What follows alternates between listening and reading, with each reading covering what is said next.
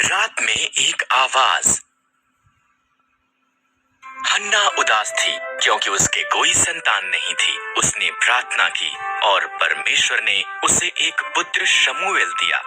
वो बहुत धन्यवादी थी, इसलिए उसने शमूएल को परमेश्वर की सेवा के लिए दे दिया। हन्ना ने उसका बेटा जो छोटा था को एली याजक के साथ तंबू में छोड़ दिया। शमूएल ने बूढ़े अंधे एली की सहायता की। वो तंबू में ही सोता था, जबकि एली साथ के कमरे में सोता था।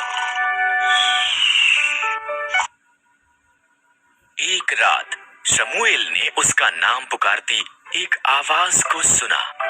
वो उठा और दौड़कर एली के पास गया। क्या आज्ञा है? उसने कहा। मैंने तुझे नहीं बुलाया। एली घुरघुराया। वापस अपने बिस्तर पर चला जा। शमूएल वापस बिस्तर पर चला गया। उसने फिर उसका नाम सुना। शमूएल दौड़कर एली के पास वापस गया। क्या आज्ञा है? उसने कहा। मैंने तुझे आवाज नहीं दी। एली नींद में बड़बड़ाया।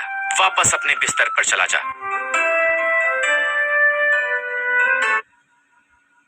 शमूएल के तीसरी बार आवाज सुनने के बाद एली ने कहा, ये प्रभु था। अगर वो दोबारा आवाज लगाता है। एली ने कहा, कहना, प्रभु बोल, तेरा दास सुन रहा है। इस तरह शमूएल ने वैसा ही किया।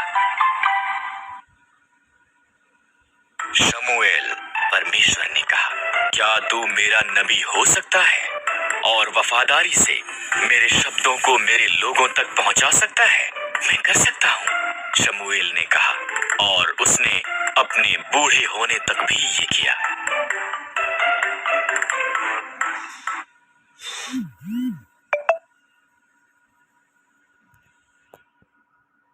इज़राइल के पहले राजा का नाम शाऊल था। राजा शाऊल ने परमेश्वर की आज्ञा नहीं मानी, इसलिए परमेश्वर ने शमूएल नबी से कहा, शिय नाम के एक व्यक्ति को ढूंढ, उसके पुत्रों में से एक नया राजा होगा। शमूएल को यिशै बैतलहम में मिला। उसने यिशै के 7 पुत्रों को देखा। वो सुंदर और बलवान दिखते थे। उनमें से कोई नहीं। परमेश्वर ने कहा, मैं बाहरी रूप को नहीं देखता, मैं एक व्यक्ति की आंतर्य दिल की परवाह करता हूँ। यिशै ने उसके सबसे छोटे बेटे को संदेश भेजा, जो खेतों में भेड़ें चरा रहा था। शमूएल ने उसे देखा और परमेश्वर ने कहा, वही है। इस तरह दाऊद नया राजा होने के लिए अभिषिक्त किया गया था। कुछ समय के बाद इजरायलियों ने पलिश्तियों के साथ युद्ध किया। एक दानव पलिश्ती सिपाही गोलियत ने इजरायलियों को उसके साथ लड़ने के लिए एक योद्धा को भेजने के लिए कहा, पर सभी इजरायली डरे हुए थे। दाऊद सेना में उसके भाइयों के लिए भोजन लेकर आया। उसने गोलियत की चुनौती सुनी और डरा नहीं। परमेश्वर की सेना का अपमान करने की उसकी इतनी हिम्मत। दाऊद ने कहा, मैं उसके साथ युद्ध करूंगा। अचंभित हुए राजा शाऊल ने दाऊद को अपने शस्त्र देने की पेशकश की।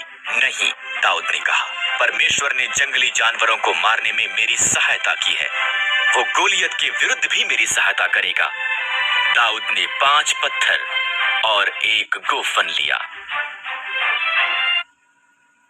क्या मैं एक कुत्ता हूँ? गोलियत दहाड़ा।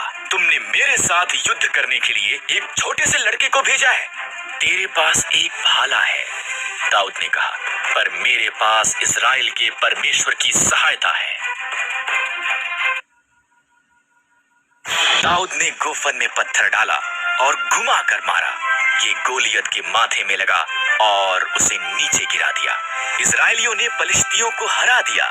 परमेश्वर की सहायता के साथ दाऊद एक हीरो था।